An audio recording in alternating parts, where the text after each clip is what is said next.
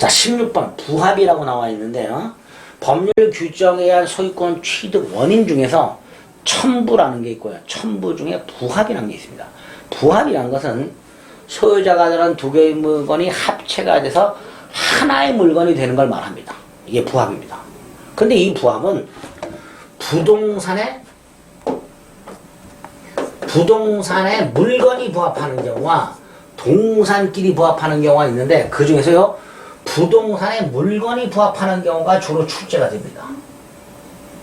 자, 부동산에 물건이 부합한다는 것은 부동산의 갑소유 부동산에 을소유 부동산 또는 동산이 합체가 되는 걸 말하는데, 이때 이 전체적으로 이 물건이 누구 소유냐? 256조 기존 부동산 소유자의 소유에 속한다 이렇게 돼 있어요.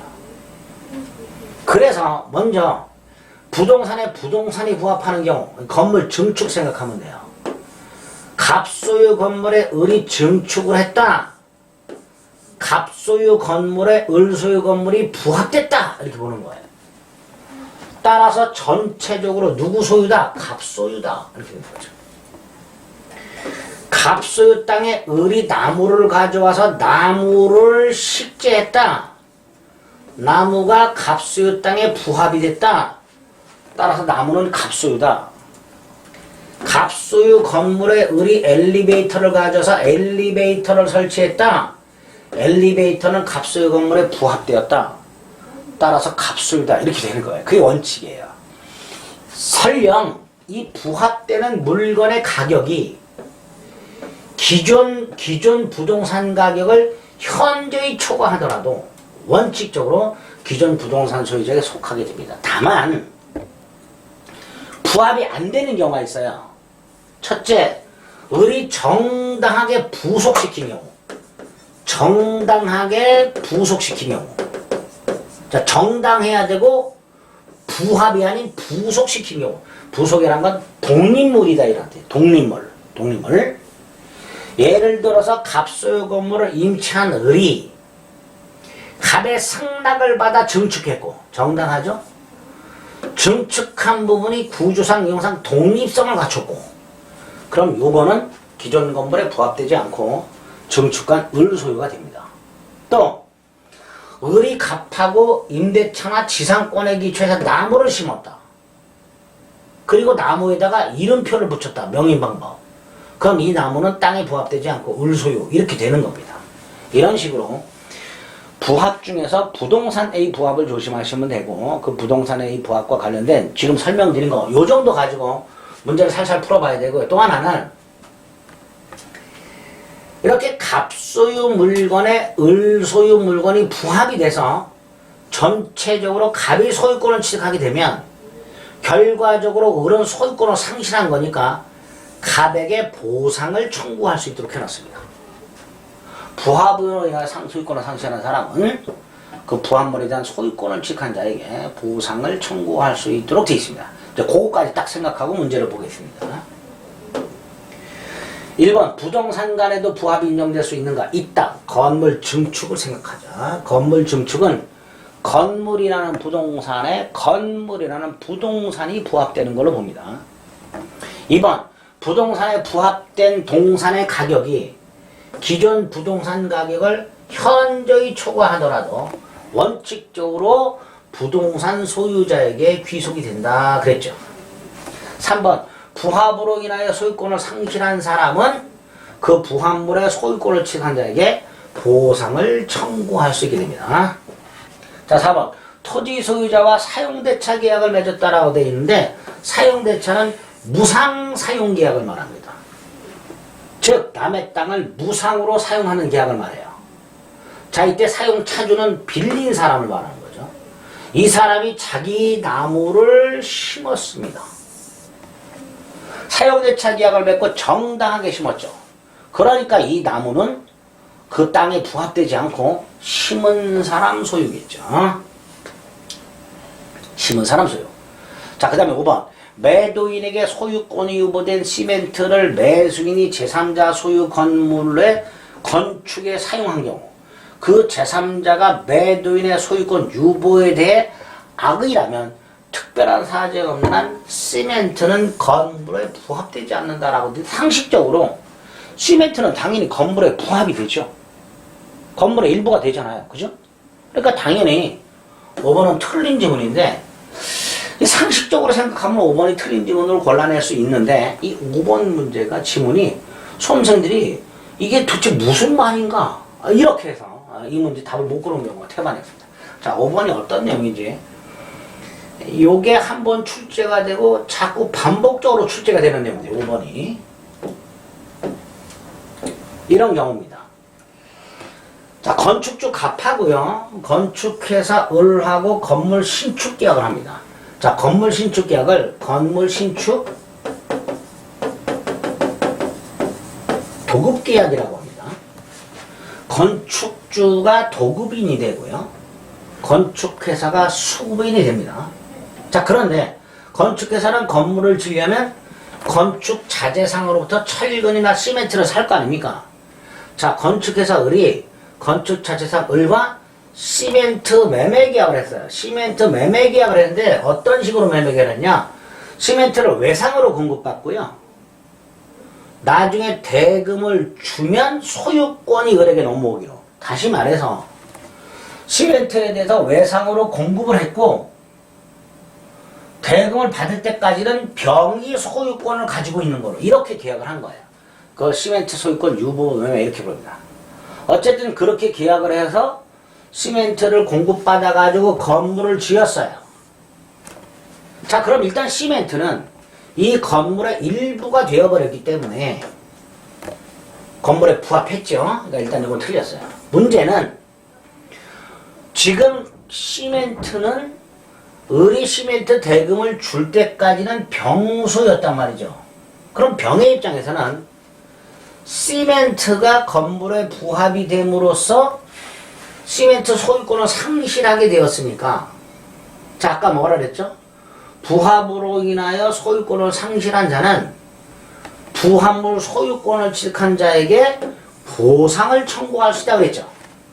그러니까 결국 이 5번 지문은 시멘트는 건물에 부합이 되고요. 그 다음 병이 갑에게 시멘트 소유권을 상실한 병이 부합물 즉 건물 소유권을 취득한 갑에게 보상을 청구할 수 있는가 없는가의 문제로 귀결이 됩니다. 여기서 우리 대법원이 둘로 나눕니다.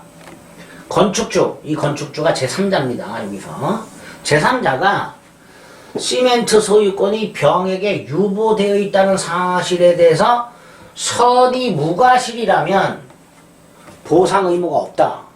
반대로 시멘트 소유권이 병에게 유보되어 있다는 사실을 갑이 알았거나 알 수 있었다면 보상해야 된다. 이렇게 얘기를 해요. 그럼 결과적으로 갑이 선이 무과실하면 병은 갑에게 보상 청구 못한다. 이렇게 되겠죠. 반대로 갑이 알았거나 소유권이 병에게 유보됐다는 사실을 알았거나 알 수 있었을 때는 병은 보상을 청구할 수 있다. 이렇게 될 겁니다. 그래서 5번 지문은 이런 형태로 이해를 해주시면 됩니다. 다만 이제 시험 지문에서는 뭐 건축주, 건축에서 자세상 이렇게 나오지 않고 그냥 매도인, 매수인, 제3자 이렇게 나온단 말이죠. 요거 제3자가 건축주고 매도인이 건축 자재상, 즉 시멘트 판 사람이고 요 매수인이 시멘트 산 사람, 건축회사를 말하겠습니다. 이런 식으로 매칭을 해서 이해를 해주시면 되겠습니다. 자, 17번. 역시 부합에 관한 건데, 부합도 이렇게 자주 나와요, 문제가. 건물은 토지에 부합하는가? 절대로 안 하죠. 건물과 토지는 별도의 부동산이니까 건물이 토지의 일부가 되는 일은 없습니다. 2번. 정당한 권한에 하여 남의 땅에 경작한 농작물이라고 되어 있죠. 자, 농작물은요, 정당하게 경작을 하든 부당하게 경작을 하든 토지에 부합하지 않고 경작자 소유라고 했습니다. 따라서 2번 X. 자, 3번. 건물에 부합된 증축 부분이라고 되어 있죠. 갑소유 건물이 있고요. 이게 증축이 됐어요. 그 증축 부분이 기존 건물에 부합이 됐어요. 즉 기존 건물의 일부가 됐다 이렇지. 그런데 이 건물이 증축이 되기 전에 이 건물의 저당권이 먼저 설정이 되고 그 다음에 증축이 됐어요. 그리고 증축 부분이 부합이 돼버렸습니다. 그러면 나중에 저당권에서 보시겠지만 저당권의 효력은 부합물에도 효력이 미친다 이렇게 돼요. 자, 여기서 부합물에도 효력이 미친다라는 것은 저당권자가 기존 건물을 경매를 하게 되면 증축 부분도 경락이 됨으로써 경락이는 증축 부분의 소유권도 취득한다라는 뜻이에요. 그러니까 3번 건물에 부합된 증축 부분이 저당권 실행 경매 당시에 그 목적물로 평가되지 않고 제외가 되어 있는 상태예요. 그러니까 법원이 요것만 목적물로 생각하고 요것만 경락허가 한 거예요. 하지만 좀 전에 뭐라 그랬어요? 저당권의 효력은 당연히 증축보호에 미치니까 경락이는 당연히 증축권의 소유권을 취득한다가 되겠죠. 그래서 한번 틀렸고요.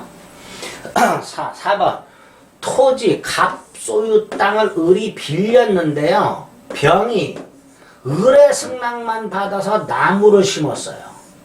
부당하죠. 그러니까 나무는 갑소유가 돼버립니다. 토지 임철의 승낙만 받아 토지에 나무를 심은 병은 토지 소유자 갑에 대하여 나무 소유권을 주장할 수 없게 됩니다. 나무는 토지에 부합하게 됩니다.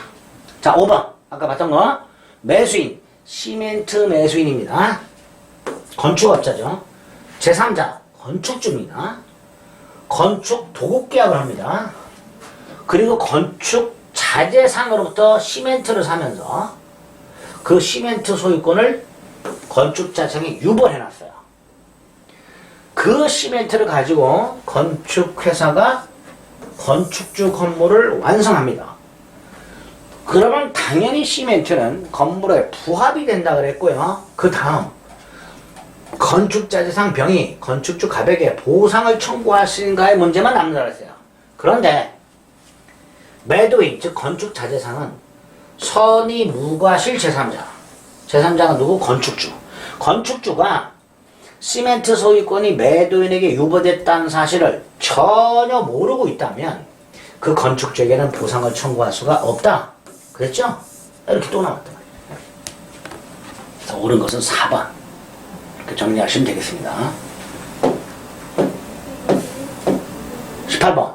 부합에 관한 설명을 온 것을 보라. 기업. 지상권자가 지상권에 기초하여 정당하죠? 토지에 부속시켰다. 그러니까 정당 플러스 독립이죠. 따라서 이거는 토지에 부합되지 않고 지상권자 소유다 라고 하겠죠.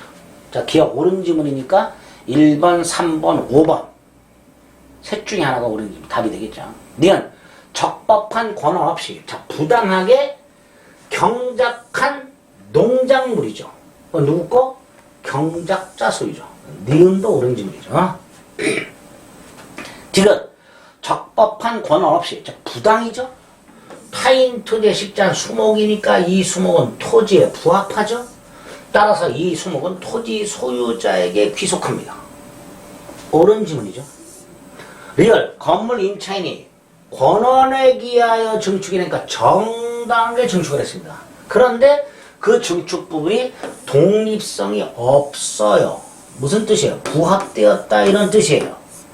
따라서 증축 부분은 건물 소유자, 즉 임대인 소유에 속하겠죠. 따라서 틀린 질문이 되겠습니다. 그죠? 따라서 옳은 것은 기역, 니은, 디귿 3개 이게 되겠죠. 자, 19번. 또 나왔네요. 부합도. 만만치 않게 나오네요. 부합도. 그죠? 이 부합은 첨부에 관한 건데요.